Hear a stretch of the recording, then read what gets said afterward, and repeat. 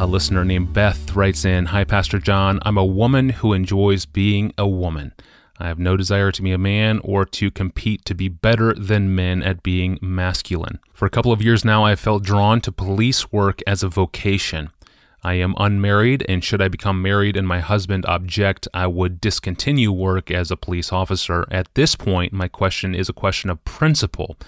Can a single Christian woman who is a complementarian become a police officer?"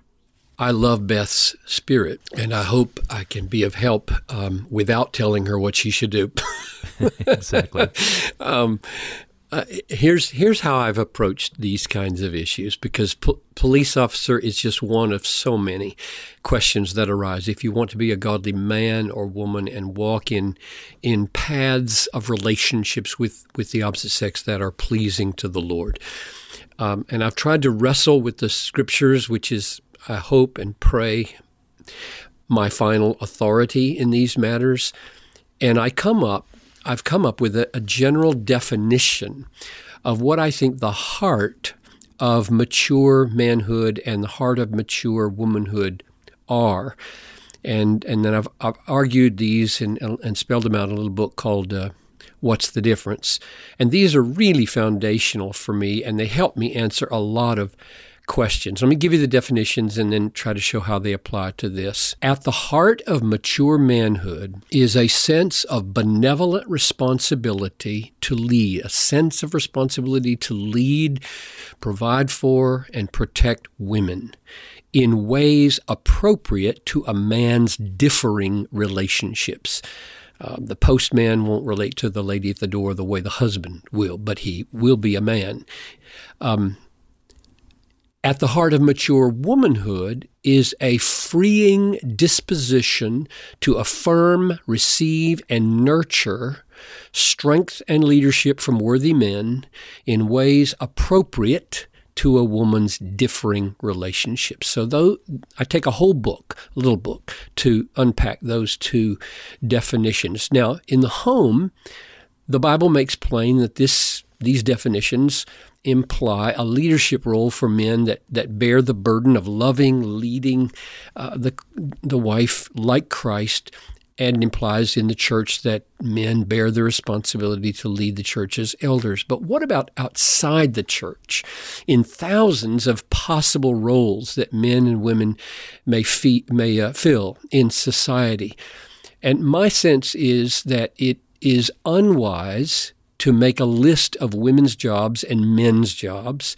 There's simply too much diversity and too much flexibility in how many jobs there are and how the jobs are done and what the varying relationships with men and women are in all the various jobs. It just won't work to try to make a list like that. So instead of a list of whether policeman is on the man job or the woman job list, instead of a list, I've tried to provide guidelines for men and women who sincerely want to be submissive to the Bible. And that really is the key. If a person approaches this and just says, I'm going to do what I want to do, then I don't have much to say to them on this score. But if the aim really is, does the Bible have something to say here at the root level of my manhood and my womanhood that would affect the kind of work I do in relationship to the opposite sex, then I want to submit to that and go for it, because that would be God's best for me.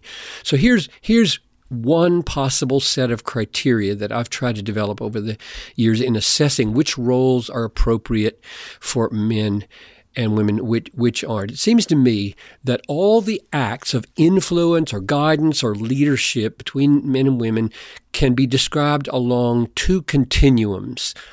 And I'll mention these and then show how they apply. There's a continuum from very personal influence, very eye-to-eye, close, up front, personal influence, to non-personal influence. And the other continuum is very directive, commands and forcefulness, directive influence, to very non-directive influence. And here's my conviction. To the degree that a woman's influence over man, guidance of man, leadership of man, is a personal and directive it will generally offend a man's good, God-given sense of responsibility and leadership, and thus controvert God's created order. To an extent, a woman's leadership or influence may be personal and non-directive, or directive and non-personal, but I don't think we should push the limits. I mean, I don't think those would necessarily push the limits of what is appropriate. That's my general paradigm of guidance. And you can see how flexible it is. I mean, how imprecise it is. But so let me give some examples. A woman who is a civil engineer may design a traffic pattern in a city so that she's deciding which streets are one way, and therefore she is influencing, indeed controlling in one sense, all the male drivers all day long. But this influence is so non-personal, and therefore that it seems to me that the feminine-masculine dynamic is utterly negligible in this kind of relationship. On the other hand, husband and wife, very personal, and hence the clear teaching of the New Testament that the man should give leadership in the home, and she give glad partnership in supporting and helping that leadership come into its own. On the other hand, some influence is very directive and some is non-directive. For example, a drill sergeant might epitomize directive influence over the privates in the platoon. And it would be hard for me to see how a woman could be a drill sergeant, to right face, left face, keep your mouth shut, private, over men without violating their sense of manhood and her sense of womanhood. And I know that the world we live in has gone completely the other way on these things. So I know I'm an absolute dinosaur when I'm speaking these things, and I doubt that moving away from dinosaur truth has been good for the world or will be good in the long run, no matter how sweeping the day is in regard to making negligible sexuality and gender issues in role relationships.